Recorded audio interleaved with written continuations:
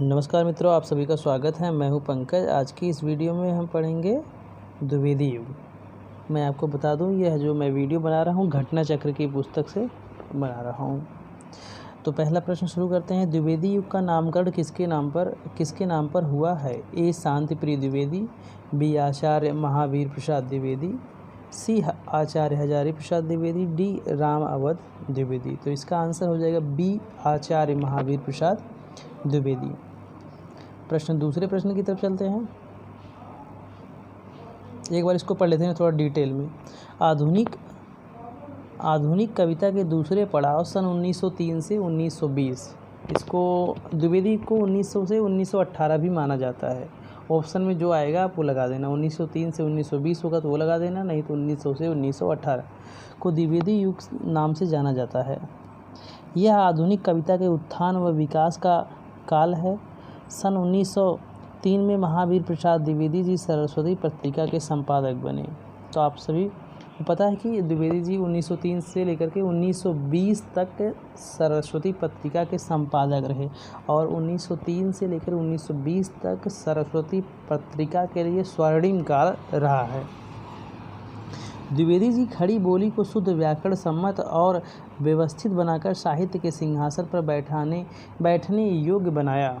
सबसे बड़ी इनकी उपलब्धि है। अब वह ब्रज भाषा रानी की युवरागी न रहकर स्वयं साहित्यिक जगत की साम्राज्ञी बन गई। यह कार्य द्विवेदी जी के महान व्यक्तित्व से ही संपन्न हुआ और इस काल का कविमंडल उनके व्यक्तित्व से प्रभावित होकर उनके बताए मार्ग पर चला। इसलिए इस युग को द्विवेदी युग का नाम दिया गया। तो आप देख सकते हैं कि द्विवेदी युग का व्यक्तित्व इतना बड़ा था, कि इतना प्रभावशाली था द्विवेदी युग में, कि इनके नाम पर ही इस काल का नाम द्विवेदी युग रख दिया गया। नेक्स्ट पर चलते हैं। यहाँ पर अगर बात करें द्विवेदी युग के प्रमुख कवियों की, तो इनको भी देख लेते हैं। पूछा जाता है कवियों को। द्विवेदी युग के प्रमुख कवि मैथिली शरण गुप्त हैं, अयोध्या सिंह उपाध्याय हरिओद हैं, श्रीधर पाठक, गया प्रसाद शुक्ल सनेही। ये सनेही जो है त्रिशूल नाम से ये ब्रज में कविता करते थे। सनेही नाम से श्रृंगारिक कविताएं करते थे। राम नरेश त्रिपाठी हैं, नाथुराम शर्मा शंकर हैं, सत्यनारायण कविरत्न हैं, गोपाल शरण सिंह आदि हैं। और एक और है इनके बारे में। महावीर प्रसाद द्विवेदी की साहित्यिक सेवा को देखते हुए सन 1931 में काशी नागरी प्रचारी सभा ने उन्हें आचार्य की उपाधि प्रदान की थी। बात करें काशी नागरी प्रचारी सभा की स्थापना की, तो इसकी स्थापना 1893 में काशी में हुई थी। 3 लोगों ने मिलकर के की थी। एक डॉक्टर श्याम सुंदर दास जी थे, वे थे, और राम नारायण मिश्र और शिव कुमार सिंह। इन तीनों लोगों ने मिलकर के काशी नागरी प्रचारी सभा की स्थापना की। दूसरा प्रश्न है, द्विवेदी युग नामकरण किसके नाम के आधार पर किया गया है? ए. हजारी प्रसाद, बी. महावीर प्रसाद, सी. शांतिप्रिय द्विवेदी, डी. मनन द्विवेदी। तो आपका आंसर हो जाएगा बी.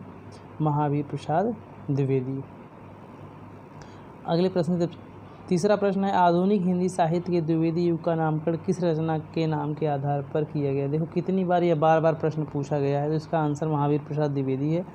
चौथा चलते हैं। चौथा है, द्विवेदी युग का एक और नाम है। ए. संक्रांति काल, बी. संधि काल, डी. सी. जागरण सुधार काल, डी. गद्य काल। तो इसका एक नाम है जागरण सुधार काल।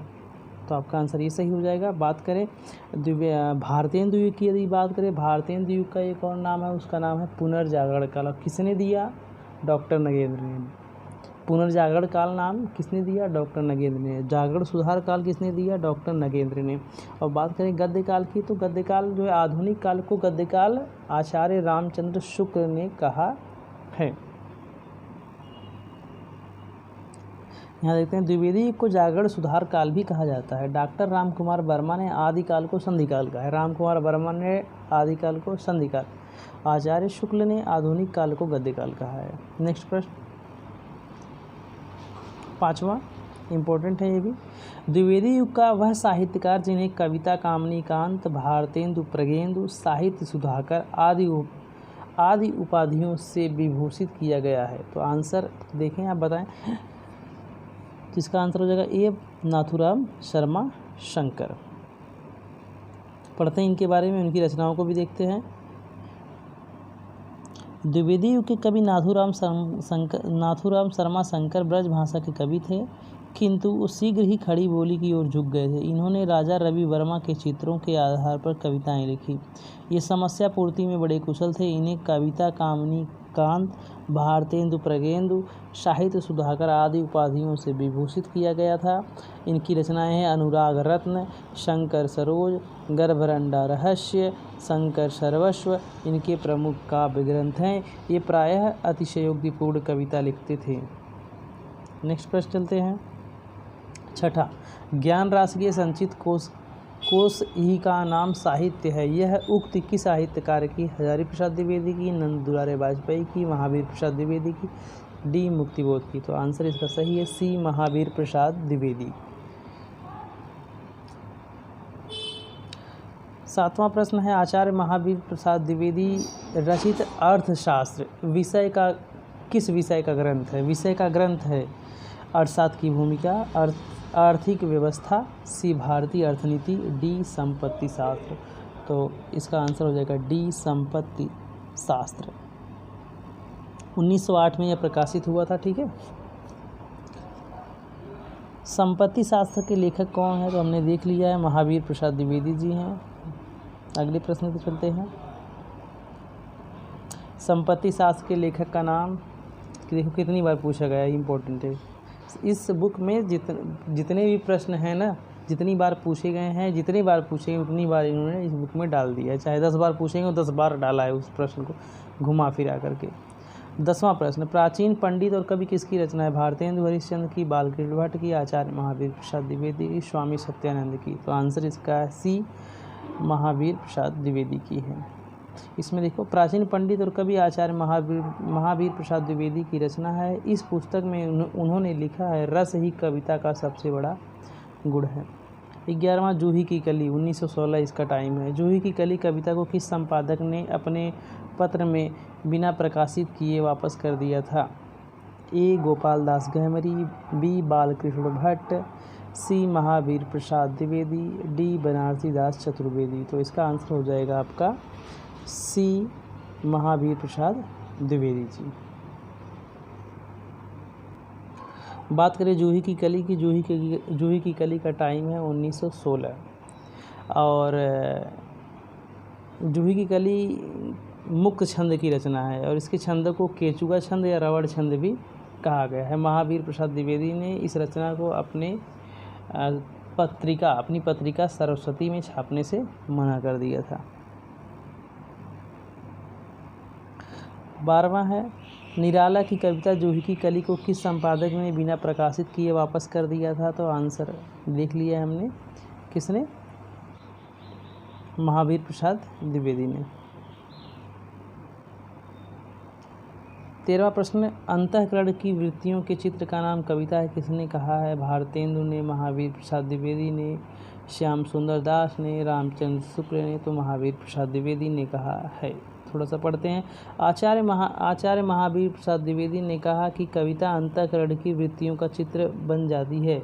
और रामचंद्र शुक्ल ने क्या कहा है? रामचंद्र शुक्ल को याद करें तो उन्होंने कहा था कि जिस प्रकार आत्मा की मुक्तावस्था ज्ञान दशा कहलाती है, उसी प्रकार हृदय की मुक्तावस्था रस दशा कहलाती है। जो हृदय की मुक्ति की साधना के लिए मनुष्य की वाणी जो शब्द विधान करती आई है, वह कविता है। नेक्स्ट प्रश्न चलते हैं।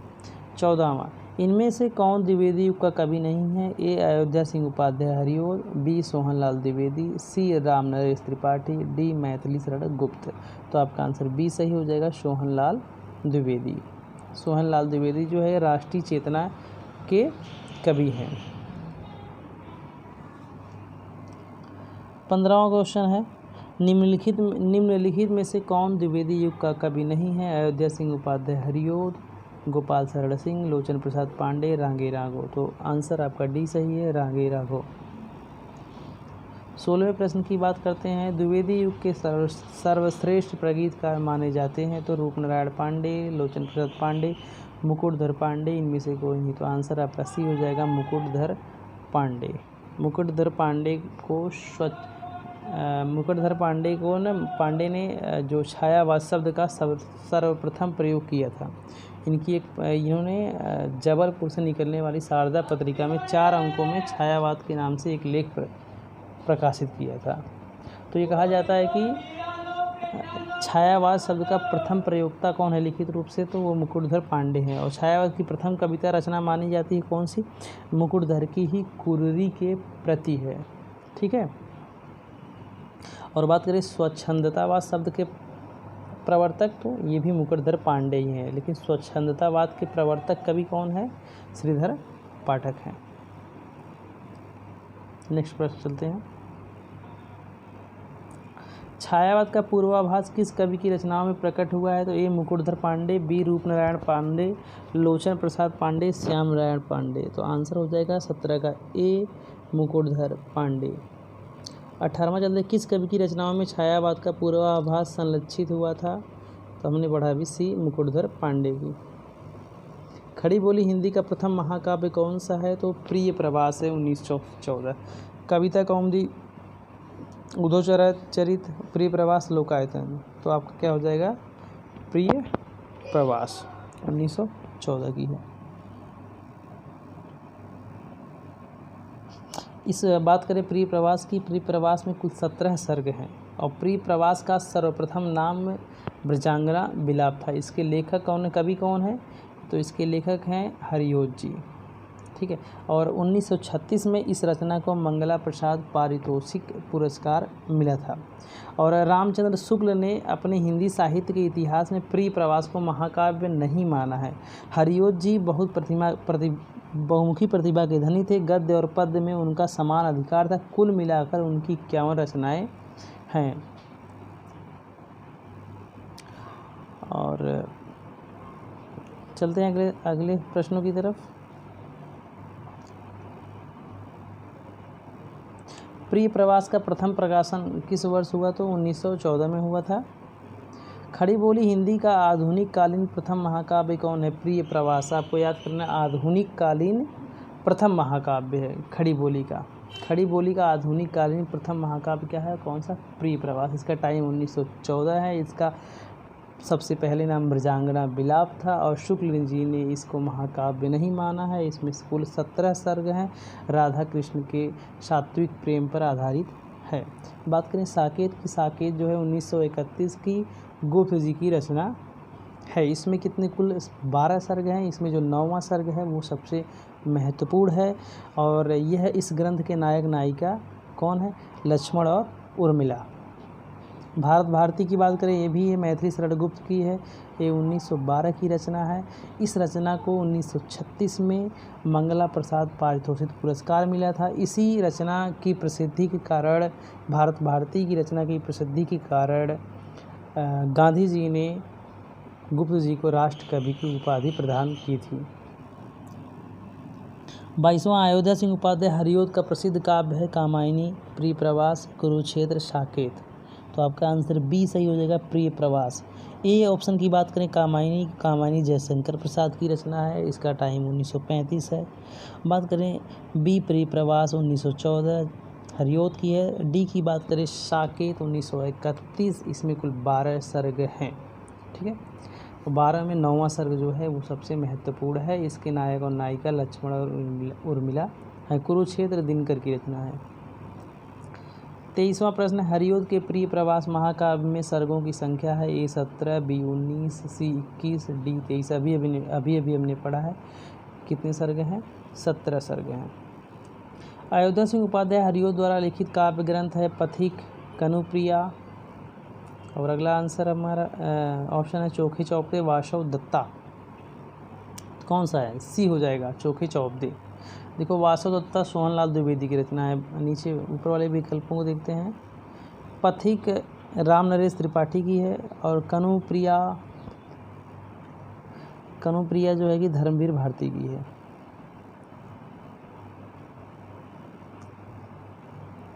नेक्स्ट प्रश्न है, वैदेही वनवास नामक काव्य लिखा है देव ने, अयोध्या सिंह उपाध्याय ने, बद्री नारायण चौधरी प्रेमघन ने, भारतेंदु हरिश्चंद्र ने। तो आंसर हो जाएगा आपका बी, अयोध्या सिंह उपाध्याय हरियोत ने।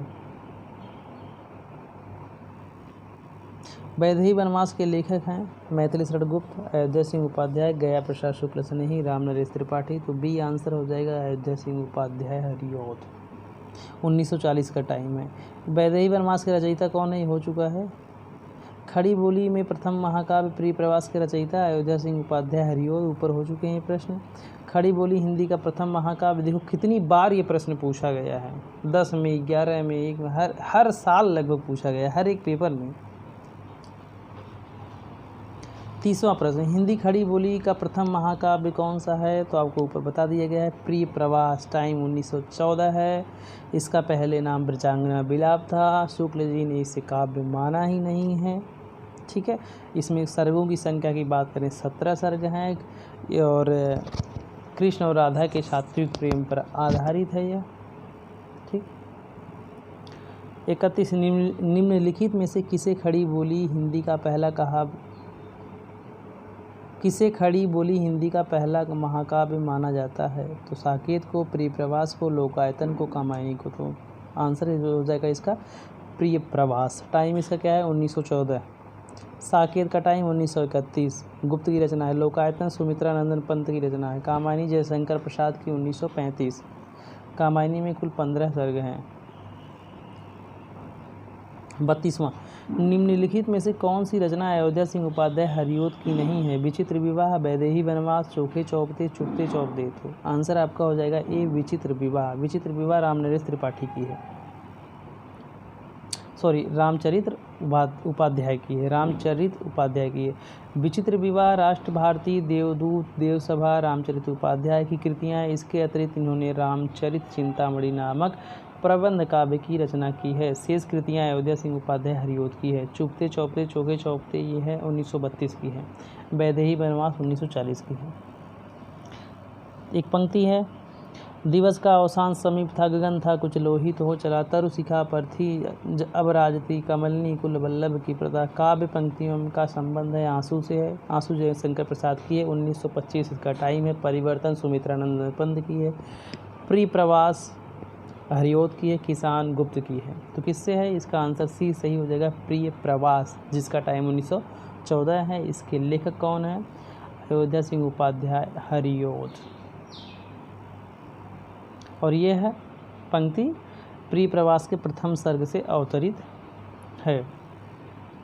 द्विवेदी युग की कविता है, उपदेशात्मक एवं इतिवृत्तात्मक, प्रकृति चित्रात्मक, नवजागरण परक, नारी चेतना परक। तो आंसर इसका सही हो जाएगा ए उपदेशात्मक एवं इतिवृत्तात्मक। देख लेते हैं इसके बारे में थोड़ी सी व्याख्या। डॉक्टर नगेंद्र ने अपनी पुस्तक हिंदी साहित्य का इतिहास में लिखते हैं कि सामान्यतः द्विवेदी युगीन काव्य को नीरस, इतिवृत्तात्मक और उपदेशात्मक कहा जाता है, अतः विकल्प ये सही है।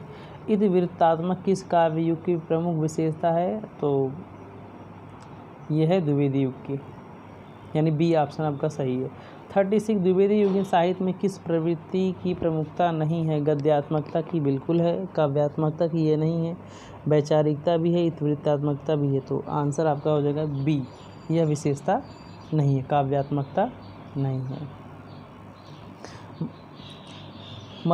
मधु उपनाम से काव्यानुवाद करने वाले कवि निम्नलिखित में से कौन हैं, तो विकल्प है महावीर प्रसाद द्विवेदी हैं, गुप्त जी, माखनलाल चतुर्वेदी, भारतेंदु हरिश्चंद्र। आंसर आपका हो जाएगा ए महावीर प्रसाद द्विवेदी जी। इन्होंने क्या किया, देखिए इसके बारे में मैं बता दे रहा हूँ। इन्होंने मधु उपनाम से ना बंगला कवि माइकल मधुसूदन की कविताओं का अनुवाद किया है। किसने, मैथिली शरण गुप्त ने। भारत भारती का प्रकाशन वर्ष हुआ है, तो इसका टाइम है 1912, ठीक है। और 1936 में इस रचना को मंगला प्रसाद पारितोषिक पुरस्कार मिला था। जो प्रिय प्रवास एक रचना है 1914 हरिऔध की, इसको भी 1936 में, यानी 1936 में भारत भारती और आपके प्रिय प्रवास को, दोनों को मंगला प्रसाद पारितोषिक पुरस्कार मिला। नेक्स्ट पर चलते हैं 39 पे।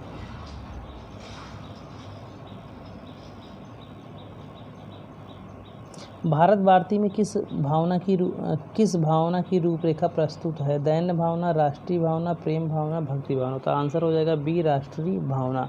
भारत भारती की प्रसिद्धि पर ही, मतलब इतनी फेमस थी ये रचना भारत भारती, राष्ट्रीयता का भाव इसमें था।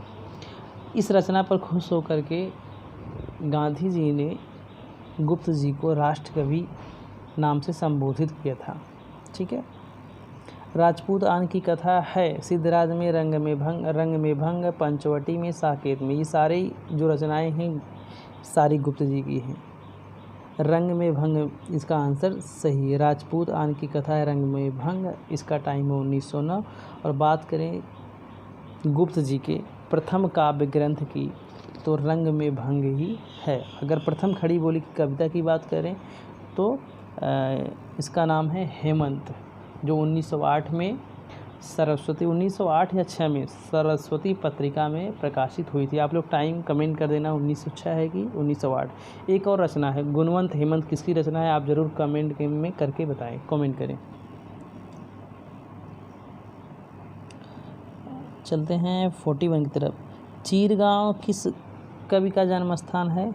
तो ए माखनलाल चतुर्वेदी, बी मैथिली शरण गुप्त, सी सुभद्रा कुमारी चौहान, डी सुमित्रा नंदन पंत। तो चीरगांव किसका है? मैथिली शरण गुप्त का है ये। नेक्स्ट पर चलते हैं, इसका आंसर हो गया बी, मैथिली शरण गुप्त। किसान के रचनाकार हैं मैथिली शरण गुप्त, निराला, हरिओद, प्रसाद। तो आंसर हो जाएगा मैथिली शरण गुप्त। गुप्त को राष्ट्रकवि कहा जाता है। 43 रंग में भंग नामक काव्य कृति के रचयिता हैं भिखारी दास, मलोक दास, मैथिली शरण गुप्त, तुलसीदास। तो आंसर हो जाएगा सी, मैथिली शरण गुप्त। गुप्त की यह प्रथम काव्य संग्रह है। ठीक है। रंग में भंग, इसका टाइम क्या है? 1909। काव्य ग्रंथ, पहला काव्य ग्रंथ कौन सा है? रंग में भंग, इसका टाइम 1909।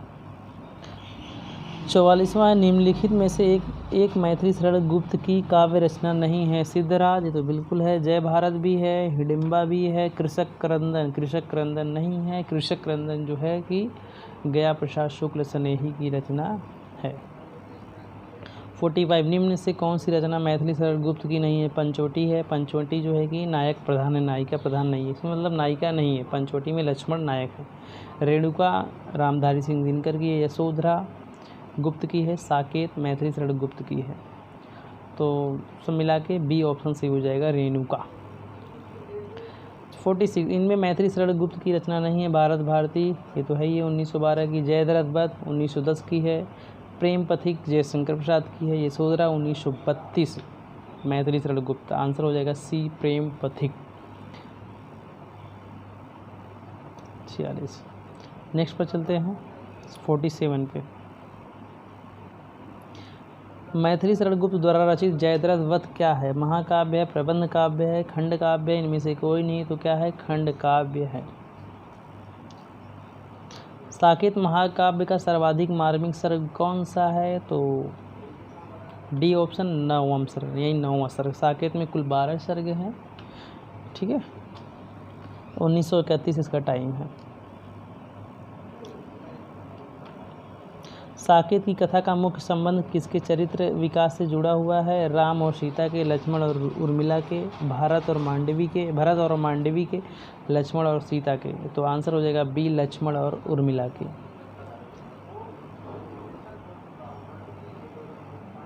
थोड़ा सा इसके बारे में पढ़ लेते हैं, इंपॉर्टेंट जो क्वेश्चन पूछे भी जाते हैं। साकेत की कथा का मुख्य संबंध उर्मिला और लक्ष्मण के चरित्र से है, जुड़ा है। यह मैथिली शरण गुप्त का सर्वश्रेष्ठ काव्य है। साकेत 1931 है इसका टाइम। इसकी कथा साकेत को केंद्र मानकर लिखी गई है। इस काव्य का प्रारंभ अयोध्या के राजभवन में होने वाले लक्ष्मण उर्मिला के विनोद से होता है। यह विशद प्रबंध काव्य है। इसमें लक्ष्मण की पत्नी उर्मिला को नायिका बनाकर रामकथा कही गई है। साकेत महाकाव्य है, 12 सर्ग। साकेत रचना की मूल प्रेरणा गुप्त जी को महावीर प्रसाद द्विवेदी के, ये इम्पोर्टेंट है। साकेत रचना की मूल प्रेरणा गुप्त जी को महावीर प्रसाद द्विवेदी के एक लेख कवियों की उर्मिला विषयक उदासीनता से मिली, जो सरस्वती में 1908 की जुलाई में भुजंग भूषण भट्टाचार्य के छद्म नाम से छपा था। और साकेत को जो है ना, साकेत को डॉक्टर नगेंद्र ने जन्मवादी काव्य कहा है। ठीक, नेक्स्ट प्रश्न चलते हैं 50वां। मैथिली शरण गुप्त ने इतिहास की उपेक्षिता नारी पात्र को निम्न पुस्तक में प्रतिष्ठित किया है। तो कौन सी पुस्तक? भारत भारती में किया है? नहीं। रंग में भंग में किया है? नहीं। ऑप्शन द्वापर? नहीं, द्वापर का टाइम 1936 है। साकेत में? तो साकेत आपका ऑप्शन सही हो जाएगा, विकल्प सही है साकेत। द्विवेदी युग के संपूर्णतः प्रतिनिधि कवि कौन है? श्रीधर पाठक, हरिऔध, मैथिली शरण गुप्त। आंसर हो जाएगा सी, मैथिली शरण गुप्त। बाकी श्रीधर पाठक भी हैं, हरिऔध भी, लेकिन संपूर्णतः प्रतिनिधि कवि मैथिली शरण गुप्त है। यहाँ पर आपका द्विवेदी युग खत्म हो जाता है। यदि आपको मेरी वीडियो पसंद आई हो तो प्लीज़ लाइक करें और चैनल को सब्सक्राइब करें। Thank you. मिलते हैं नेक्स्ट वीडियो में। धन्यवाद।